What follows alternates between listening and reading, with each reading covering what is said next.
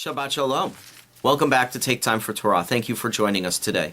This coming week is Parshat Korah, Korah's rebellion. It's the famous story of Korah, a cousin of Moses and Aaron, who foments a rebellion. And during this rebellion, he challenges the authority of Moses and Aaron and of the structure that has been created by Bnei Yisrael and by God. At the end of the story, he loses. He and his followers are swallowed up whole, and in sense, Korah, as the traditional commentators teach, was not searching to create and to take authority for himself on behalf of the people. He was searching to take authority for himself and become a demagogue. He was presenting to Bnei Yisrael another way. But that way would not have increased the strength of the community or helped the community grow. Instead, it would have just fed and lined his pockets and taking care of his greed. But in this story, there are other characters. There are Datan and Aviram. Dathan, which we referred to from the movie Ten Commandments, wants to return back to Eretz Mitzrayim, to the land of Egypt, where it was much better, and not stay in the wilderness where they lacked food. They want to go into the land that is flowing with milk and honey, but they are not allowed to yet because of the authority of God and Moses and Aaron. But Datan and Aviram caused such tsuris to Moses that Moses even sets aside his own dignity and goes to them to try to create healing within the community, to cover up the divisiveness and to bring the community back together as a whole. And what do? They come to the mouth of their tent and they continue to rebel. But even more so, they put their wives, their children, and their little ones in front of them, in a sense to serve as shields. Where else have we seen that in today's society? We have seen that in Syria, where children are being used as shields by Assad's military to prevent buses from being attacked.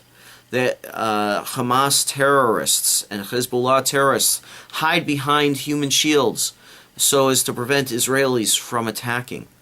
What is this? Why is this appropriate way to protect and to take care of our children, the innocent children?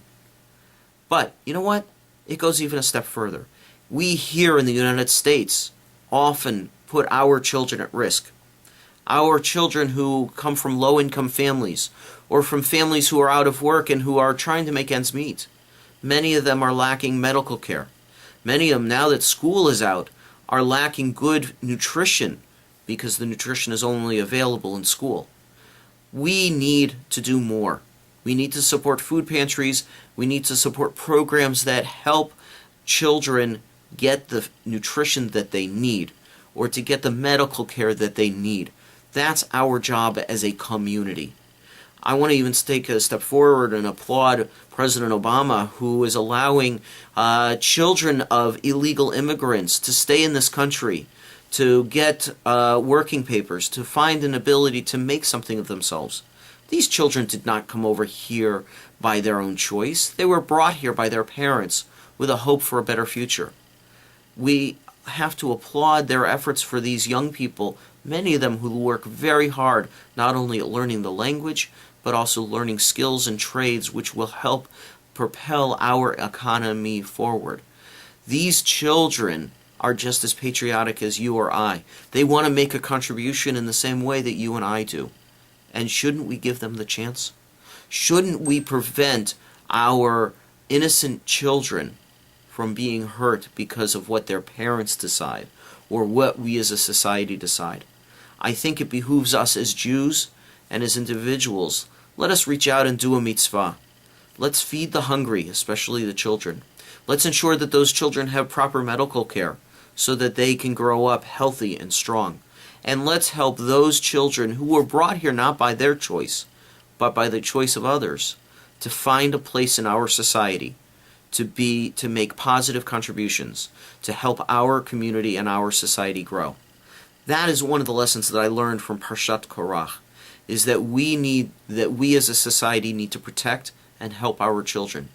Because if we don't, who will? Thank you for joining me for this Take Time for Torah. I look forward to seeing you next week. Shabbat Shalom.